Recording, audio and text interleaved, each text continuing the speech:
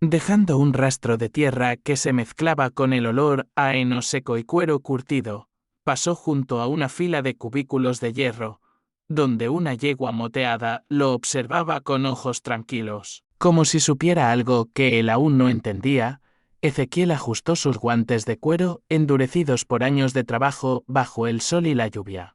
Caminaba con la calma de alguien acostumbrado al silencio. Un hombre que no esperaba conversación ni la ofrecía.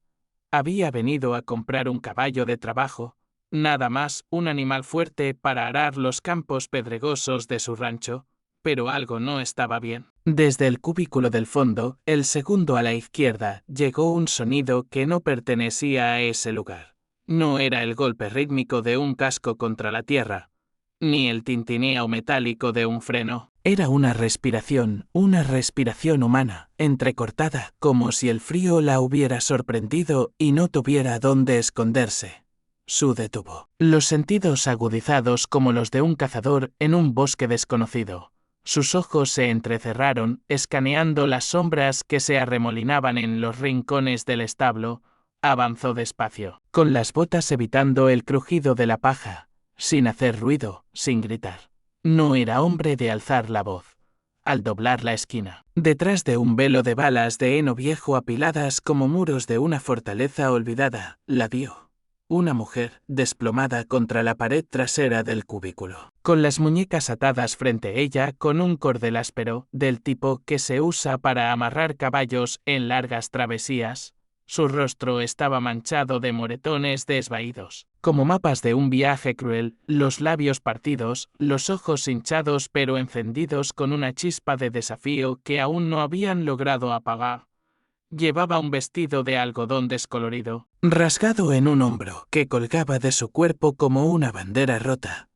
Estaba descalza, con los tobillos llenos de costras, la piel marcada por el roce de la cuerda y el frío implacable.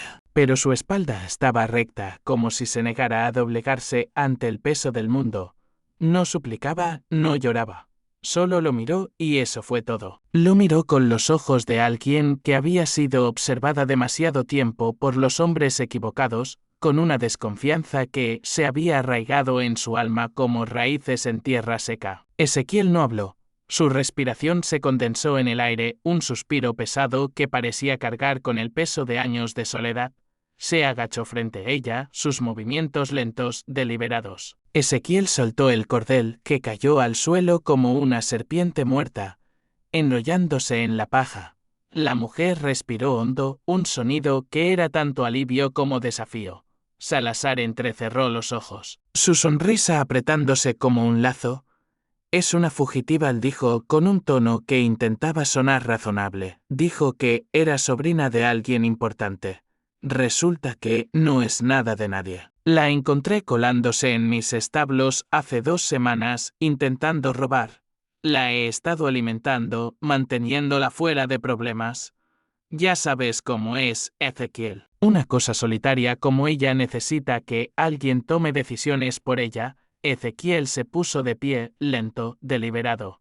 La mujer también, aunque sus movimientos eran rígidos. Su cuerpo haciendo una mueca, mientras la sangre volvía a sus piernas entumecidas. Sus ojos no dejaron los de Ezequiel, como si buscara en ellos una señal, una promesa. Un sonido que resonó en las vigas como el eco de un disparo fallido. «Vamos, Vargas, no seas difícil. ¿Quieres el caballo o no?» Ezequiel lo enfrentó por primera vez, girándose completamente hacia él. Se sentó frente a ella y esperó. No esperaba su historia, no aún. Solo esperaba a que terminara de comer. Ella tomó el pan con manos temblorosas, comió como un animal hambriento, arrancando pedazos con los dientes, pero su mirada seguía siendo orgullosa, como si cada bocado fuera un acto de resistencia. Masticaba con cuidado, como si aún tuviera dignidad guardada entre las costillas, un tesoro que nadie le había robado del todo. Ezequiel deslizó una manta doblada hacia ella, un gesto tan simple que casi parecía accidental. Ella dudó antes de tocarla, sus dedos rozando la lana como si temiera que fuera una trampa. Luego la guardó bajo el codo, todavía sentada, con los ojos fijos en el fuego. No se acostaría, no aún, no en un lugar que aún no sentía suyo. Esa noche, cuando Ezequiel salió a revisar el cerrojo del establo, se detuvo en el porche, mirando hacia los pinos cubiertos de escarcha que bordeaban su tierra, lanzando sombras que danzaban en las paredes como fantasmas de un pasado que aún no había aprendido a soltar. Ella miraba las llamas como si contuvieran un idioma que ya no podía hablar, pero estaba escuchando, tal vez por primera vez en mucho tiempo. Ezequiel, sentado junto a la ventana, veía caer la nieve sobre una cerca que una vez marcó el borde de su dolor. Ya no se sentía como una frontera. Se sentía como el comienzo de algo lento, silencioso y inacabado. Algo que valía la pena quedarse despierto para ver. Aunque el frío mordiera y la noche se alargara como un camino sin fin, a la mañana siguiente ella no habló. Ezequiel la encontró al amanecer, acurrucada en un banco del porche. Él tomó un bocado, bebió agua de un vaso rajado. Isabela, dijo ella de repente, las palabras escapando como una disculpa, apenas Adabal sobre el crepitar del fuego. Él levantó la vista. Dejando su cesta sobre la mesa, ¿el viento se ha puesto cruel esta noche? Ezequiel asintió, echando un leño al fuego. Va a congelar por la mañana. Clara desvió la mirada hacia Isabela, evaluándola con una mezcla de curiosidad y cautela. Se queda mucho tiempo. Ezequiel no respondió. Isabela lo hizo por él, su voz baja pero firme, solo hasta que sepa a dónde ir. Clara alzó una ceja, un gesto que decía más de lo que sus palabras podían expresar. Muchos en el pueblo están pensando lo mismo sobre ti. La mandíbula de Isabela se tensó. Un destello de desafío cruzando sus ojos. No soy de los suyos. No la aceptó Clara, con un dejo de respeto en su voz. Pero hablarán como si lo fueras. Esa era la verdad. Ezequiel, solo me aseguro de que ella esté allí por su voluntad, dijo, ajustándose el sombrero. Lo está, respondió Ezequiel, su voz tan plana como el horizonte, porque don Ramiro vino furioso. Dice que a ella le debe por haberla alojado. Dice que se fugó con su dinero. Ezequiel no miró al hombre. Solo levantó el saco de avena, lo cargó sobre el hombro y salió, dejando tras de sí un silencio que pesaba más que cualquier palabra. Cuando regresó a casa, Isabela no estaba en la cabaña ni en el establo. La encontró detrás del cobertizo, con las manos hundidas en la tierra fría, plantando algo en filas demasiado rectas para ser al azar. La nieve se acumulaba a su alrededor, pero ella no parecía notarlo, sus dedos moviéndose con una determinación que rayaba en la furia. ¿Qué haces?, preguntó Ezequiel, deteniéndose a unos pasos de ella. Ella no levantó la vista, sus manos cavando en la tierra como si buscaran algo más que un lugar para las semillas. Había semillas en la despensa. Pensé, tal vez para la primavera. Su voz se quebró, un sonido pequeño pero lleno de peso. Mantuvo los ojos fijos en la tierra, como si temiera que, al alzar la mirada, la obligaría a enfrentar algo que aún no estaba lista para ver. No sé dónde estaré en primavera, añadió, casi en un susurro. Él se agachó a su lado, la nieve crujiendo bajo sus botas. No estás muy cerca. ¿Puedes quedarte? Ella negó con la cabeza. Un movimiento rápido, casi defensivo. No soy tuya para quedarme. No dije eso. La tierra se adhería a sus dedos como una culpa que no podía sacudirse. Hablarán de ti. Ya lo están haciendo. Ella lo miró por primera vez, sus ojos cansados, cargados de una tristeza que parecía más antigua que ella misma. ¿Por qué eres amable? Él no respondió, no con palabras. En cambio, se puso de pie, se limpió la tierra de las palmas y entró en la cabaña. Cuando volvió, le entregó un par de botas, con cordones gastados pero sólidas. No eran de su esposa, eran suyas. Había caminado la línea de la propiedad con ellas durante 6 años, cada paso marcando los límites de su soledad. Las dejó frente a ella sin comentario. Isabela las tocó como si no las mereciera, sus dedos rozando el cuero como si temiera que se desvanecieran. Luego se las puso, ajustándolas con cuidado, como si fueran una armadura que no sabía que necesitaba. Pasó una semana. Mientras el viento aullaba como un coro de almas perdidas y el fuego titilaba como un recuerdo vivo, Isabela cantó. Era apenas un murmullo, una melodía antigua, del tipo que las madres susurran a los bebés en noches de tormenta, cuando el mundo parece demasiado grande y cruel. Pero su voz llenó la cabaña como un aliento cálido, tejiendo un hilo invisible entre ellos. Ezequiel no la interrumpió, ni siquiera la miró. Cuando terminó, dijo, casi como si hablara consigo mismo: mi esposa solía cantar eso cuando las tuberías se congelaban. Isabela no respondió. Solo tarareó una vez más suave, como una oración que no esperaba ser escuchada. Días después, don Ramiro Salazar llegó al rancho, cabalgó hasta el camino de entrada, sus botas demasiado pulidas para el barro, su sonrisa afilada como un cuchillo que no necesita ser desenfundado. Isabela se congeló junto a la ventana, retrocediendo como si esa sonrisa tuviera dientes que podían morder a través del cristal. Ezequiel salió antes de que ella pudiera hablar. Ezequiel se volvió hacia la cabaña, su espalda recta, su silencio más pesado que cualquier amenaza. Entonces yo también correré. Salazar se fue, sus espuelas resonando en el camino como un eco de su derrota. Pero Isabela no durmió esa noche. Ezequiel tampoco. Él se sentó junto al hogar. Cuando el sol rompió el borde de las colinas, ella se puso de pie, dejó una nota en la mesa, salió con las botas viejas de Ezequiel, el abrigo bien puesto, la cabeza alta. La nota era simple. Ni el segundo.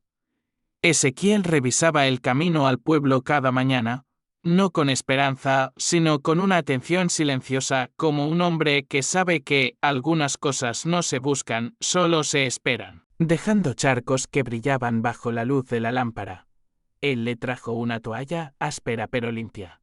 Ella no dio las gracias, solo se secó el cabello con movimientos bruscos. Su respiración corta y afilada, como si aún estuviera corriendo en su mente. ¿Qué pasó?, preguntó Ezequiel, su voz baja, apenas un murmullo sobre el crepitar del fuego. Isabela se quitó el abrigo húmedo, dejándolo caer en el suelo como si fuera una piel que ya no necesitaba. Le pedí trabajo a Clara. Ezequiel asintió, echando otro leño al fuego. Te rechazó, no. Me dio una aguja y 2 camisas para remendar. Me observó mucho tiempo, como si ya conociera todas mis respuestas. El silencio se extendió, llenando la cabaña como el humo. Ezequiel le sirvió una taza de té, el vapor subiendo en espirales que parecían llevarse consigo el peso del día. La dejó a su lado, pero ella no la tocó, solo miró el fuego. Las llamas danzando como recuerdos que se negaban a apagarse. Hay un precio por ser vista, dijo, su voz baja, casi perdida en el crepitar de las llamas. Ezequiel se apoyó contra la pared, sus manos descansando en los bolsillos de su abrigo. Yo no sé si puedo pagarlo. Fuera, el viento sacudía las ventanas. Un lamento que parecía contar las historias de todos los que alguna vez habían pasado por ese rancho. Ella añadió, más bajo, casi como si hablara consigo misma, Salazar me encontró. La mandíbula de Ezequiel se tensó, un movimiento apenas perceptible pero cargado de furia contenida. Intentó agarrarme del brazo en la calle. Dijo que lo hice quedar como un tonto. Dijo que, si quería comer sin él, sería mejor que encontrara papeles para probar que existo. Te hizo daño. No una pausa, pesada como una piedra. Esta vez no.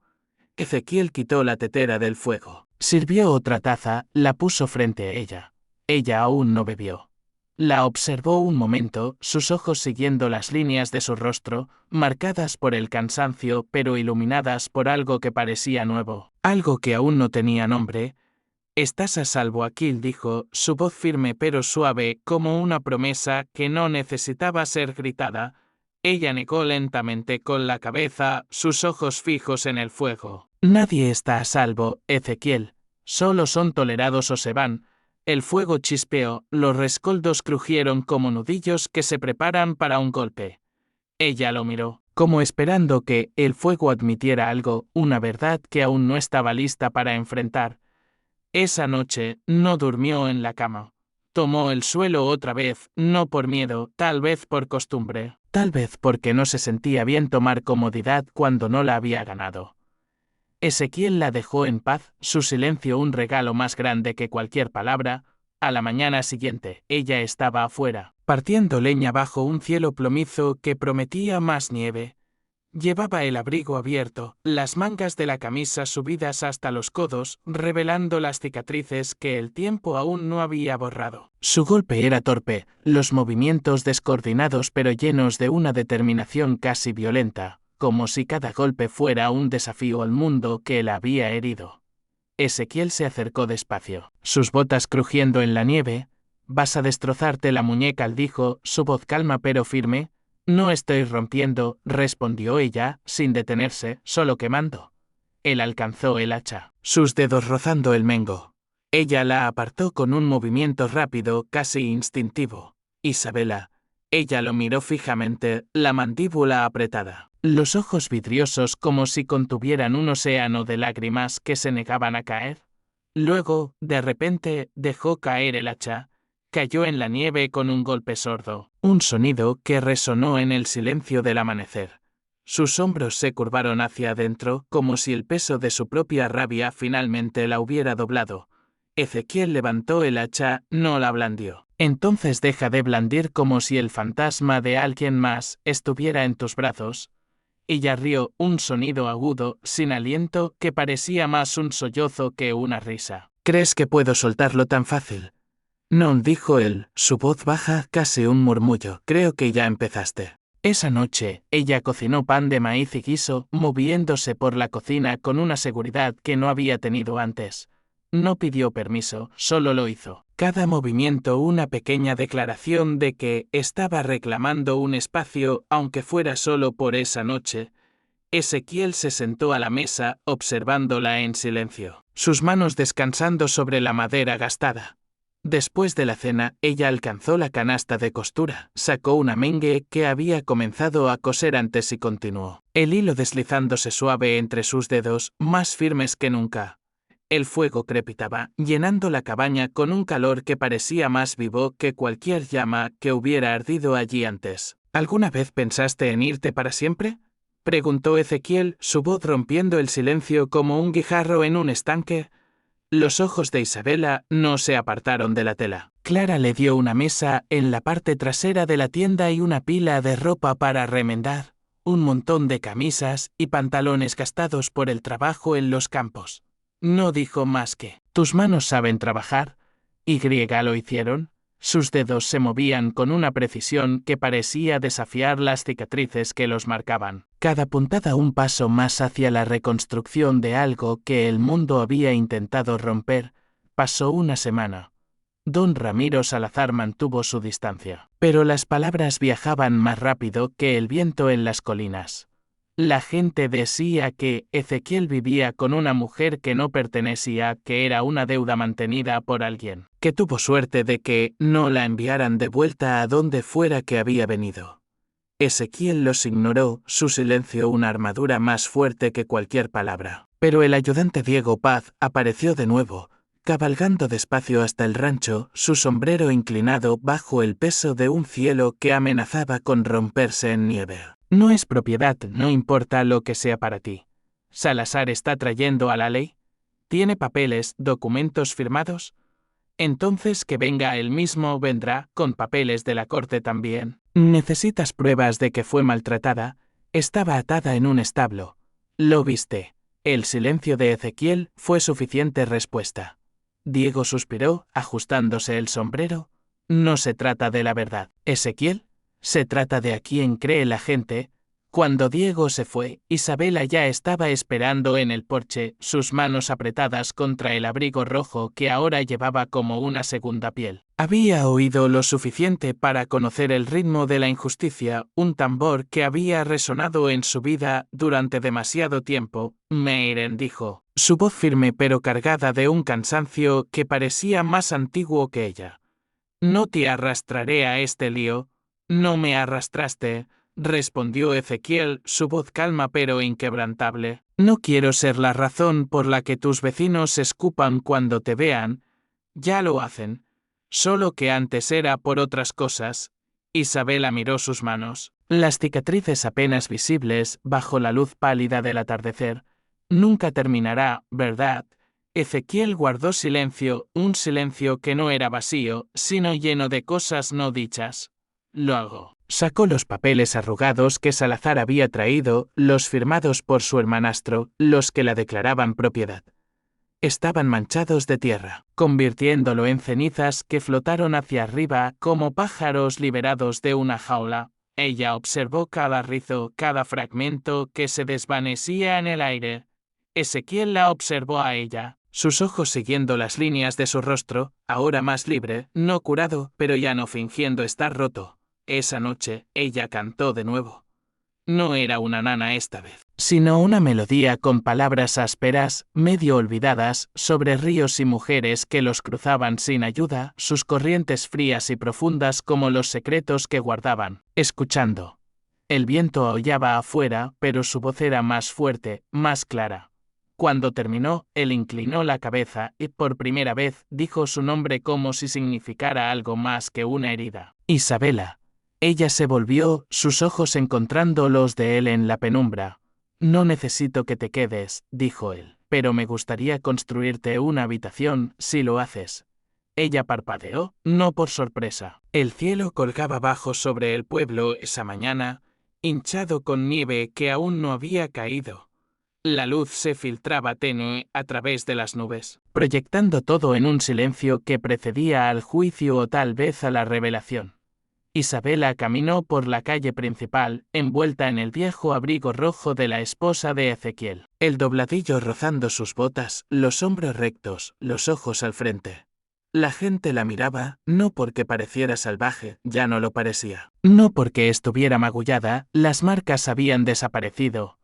La miraban porque no bajaba la mirada, porque tenía la audacia de caminar como si perteneciera, como si el pueblo, con sus calles embarradas y sus corazones llenos de prejuicios, no tuviera derecho a definirla.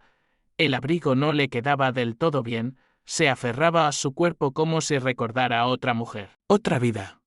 Pero era cálido, y ahora era suyo, no por regalo, sino por supervivencia. Pasó por el almacén, la oficina de correos, la campana de la iglesia, que no había sonado en semanas. ¿Crees que puedes mostrar tu cara como si no me hubieras robado? Todavía eres mía, chica. Isabela se puso de pie, no rápido, no temblando, su mirada firme como el acero. No soy tuya. Salazar alcanzó por ella un agarre, no un toque, sus dedos extendiéndose como garras. Entonces la puerta se abrió de nuevo, el sonido de la campana cortando el aire como un disparo. Ezequiel estaba allí, en el umbral, con su abrigo de lona cubierto de nieve, el sombrero aún espolvoreado con copos que se derretían bajo el calor de la tienda. Sus botas estaban mojadas por cruzar el arroyo, el barro pegado a ellas como un recordatorio de la tierra que defendía. Sus manos estaban vacías, pero su presencia era pesada, como una tormenta que se avecina. No gritó, no desenfundó. Solo se interpuso entre ellos, su figura llenando el espacio como un muro que no se doblega. Ella te dijo que no, dijo, su voz calma pero afilada como el filo de un cuchillo. Clara volvió a su mostrador, sus manos retomando las tijeras con la calma de quien sabe que el trabajo nunca termina. Doña Inés regresó a su panadería. El aroma de pan fresco, llenando el aire como una promesa de que la vida continuaría. Pero algo había cambiado, algo fundamental, como si el pueblo hubiera exhalado por primera vez en mucho tiempo. Isabela tomó su abrigo rojo, lo dobló sobre su brazo con cuidado como si fuera un trofeo ganado con sangre y lágrimas. Caminó afuera, sin esconderse, sus botas resonando en el suelo helado. Ezequiel la siguió un paso atrás, no como su guardia, sino como su igual. Llegaron al carro, estacionado bajo el mismo roble desnudo donde habían comenzado. La nieve comenzó a caer, suave como harina tamizada, cubriendo el mundo en un silencio que parecía sagrado. Ella se detuvo junto a la baranda, miró el horizonte, donde el gris del cielo se encontraba con el blanco del campo. Luego se volvió hacia él. ¿Por qué me seguiste ese día?, preguntó, su voz baja pero clara, como si hubiera estado guardando la pregunta durante demasiado tiempo. Él respiró hondo, el aire frío llenando sus pulmones como una verdad que no necesitaba ser dicha, porque algunas cosas no necesitan una razón, solo un momento adecuado. Ella sintió un movimiento pequeño pero lleno de significado. No regresaron a casa de inmediato.